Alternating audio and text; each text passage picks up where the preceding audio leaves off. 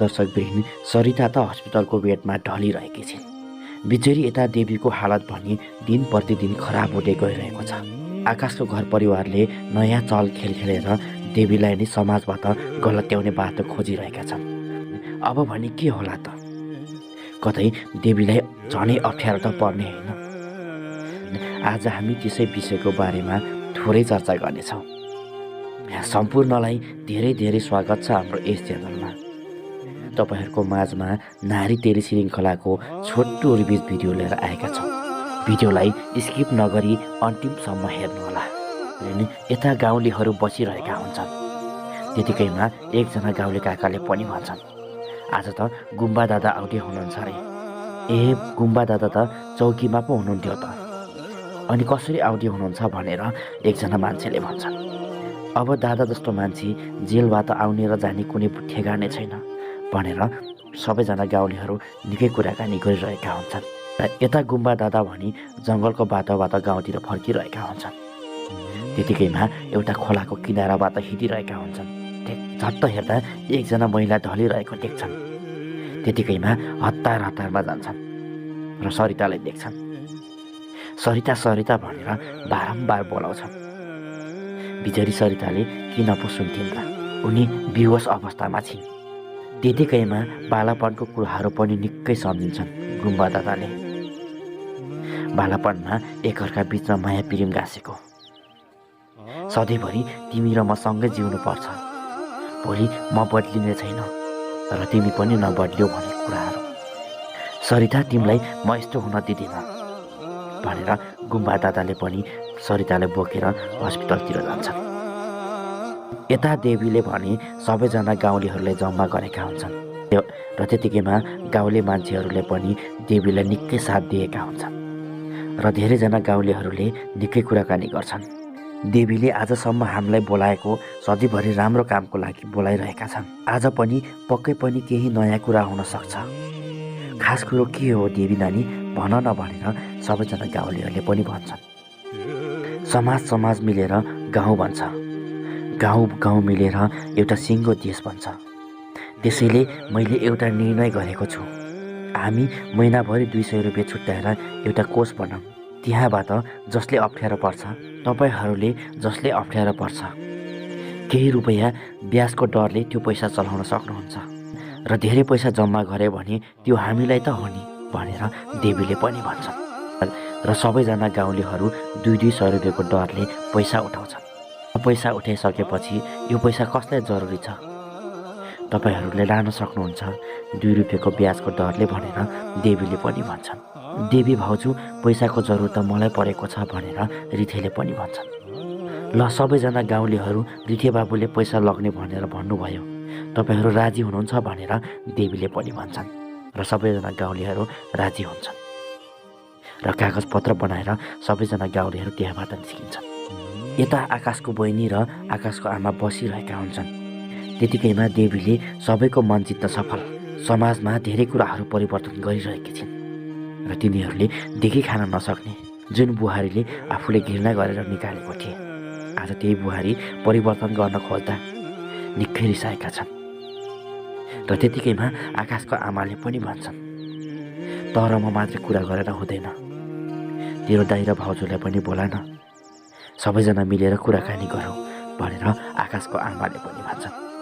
र त्यतिकैमा आकाशको बहिनीले दाइ भाउजूलाई पनि बोलाउँछन्। के भयो र आमा भनेर आकाशले भन्छ। होइन, त्यो देवी अलक्षिण छ नि, उसले त सबैजना गाउँलेहरूलाई मन जिताइसकेको छ। हामीलाई त सबैजना गाउँलेहरूले एक्लो पार्न लागे। सबैले साक्षात देवी भनेर उसको बयान गरिरहेका छन् भनेर आकाशको आमाले भन्छन्। त्यही त, म पनि गाउँतिर जाँदाखेरि सबैले त्यही भन्छन्, हामीलाई एक्लो पो पार्न लागे त भनेर आकाशले पनि भन्छन्। मैले तपाईँहरूलाई अलि टाढै लगेर बसाल्नुहोस् भनेको थिएँ भनेर आकृतिले भन्छन्। बस होइन, हामीले नजिक बसालेर त रेखदेख गर्न पाउँछ, उसले के गर्छ कस्तो गर्छ भनेर। अब त्यसलाई समाजको नजरबाट गलत्याउनु पर्छ भनेर देवीको सासूले पनि भन्छन्। यता गुम्बा दादाले भनी सरितालाई हस्पिटलसम्म पुर्याएका हुन्छन्। निकै अत्तालिरहेका हुन्छन्। डाक्टर साहब, सरितालाई कस्तो छ भनेर हतारमा सोध्छन्। तर यता सरिताको दाइ भाउजू भने उही हालत। आमाको नामबाट आफ्नो नाममा जग्गा ल्याउनलाई मरिहट्टे गरेका छन्। अनेक नाटकहरू रचिरहेका छन्।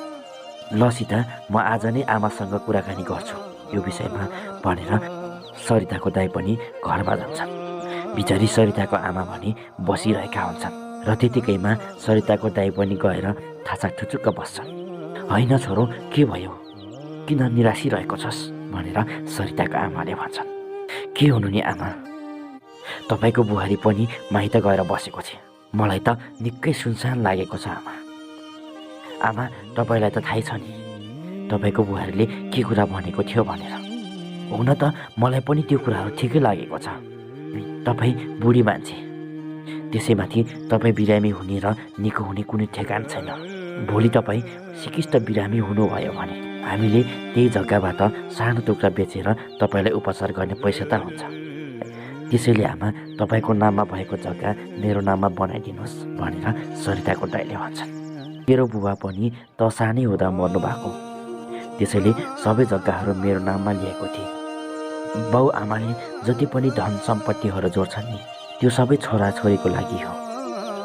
ठिकै छ, तिमीहरू बुढाबुढी मिलेर बस्छौ भने, तिमीहरू त्यति धेरै जिद्दी गर्छौ भने म तिमीहरूलाई जग्गा पास गरिदिन्छु भनेर सरिताका आमाले भन्छन्। र सरिताको दाइ पनि निकै खुसी भएर ससुरालीतर्फ जान्छन् आफ्नो श्रीमतीलाई फकाउनको लागि। केही समयपछि श्रीमती भएको ठाउँसम्म पुग्छन्। आमाले त अब नाममा जग्गा पास गरिदिने भन्नुभएको छ भनेर सरिताको दाइले भन्छन्।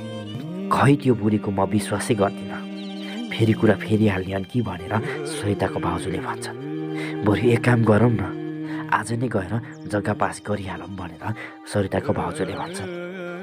आजलाई त ढिला भइसक्यो, बरु भोलि बिहानै जाउँला नि आमालाई लगेर भनेर सरिताको दाइ भाउजू पनि घरतिर फर्किन्छन्। बिचरी यता सरिताको आमा भने निकै पीडामा बसेकी हुन्छन्। छोरा बुहारीले छोरीको बारेमा कुराकानी गर्यो भने रिसाइहाल्छ, उनीहरूलाई यही जग्गाको पिर मात्रै छ भनेर सरिताको आमाले निकै सोचिरहेका हुन्छन्।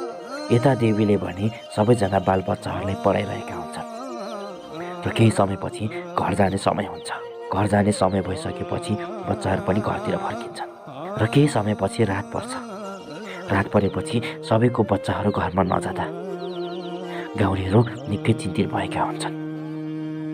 त्यतिकैमा हतारमा देवीको घरसम्म पुग्छन् र बिचरी देवी एक्लै घरमा बसिरहेका हुन्छन्। हाम्रो छोरा खै भनेर गाउँलेहरूले सोध्छन्। बच्चा बच्चीहरू त अघि नै सास नपर्ने मैले पठाइसकेँ भनेर देवीले भन्छन्। हाम्रो छोरा कहाँ फाल्दिस्, तैँले फ्रीमा ट्युसन पढाउँछु भनेको हाम्रो छोरालाई गायब गर्नको लागि रहेछ। हाम्रो छोराको कि लास चाहियो कि सास चाहियो भनेर गाउँलेहरूलाई देवीलाई पनि जबरजस्ती हातपात गर्छन्। त्यतिकैमा यो श्रृङ्खला सकिन्छ। बिचरी देवीलाई किन यति धेरै पीडाहरू परिरहेको छ। उनी जति नै राम्रो काम गर्दा पनि आकाशको घर परिवारले भने देखि खान नसकेका छन्। कतै देवीलाई आकाशको आमा छोरा मिलेर झनै अप्ठ्यारोमा त पार्नेनन्। आखिर के होला त, त्यो भने अर्को श्रृङ्खलामा देख्न सकिन्छ। आजको यो छोटो भिडियोबाट पनि बिदा हुन चाहन्छु।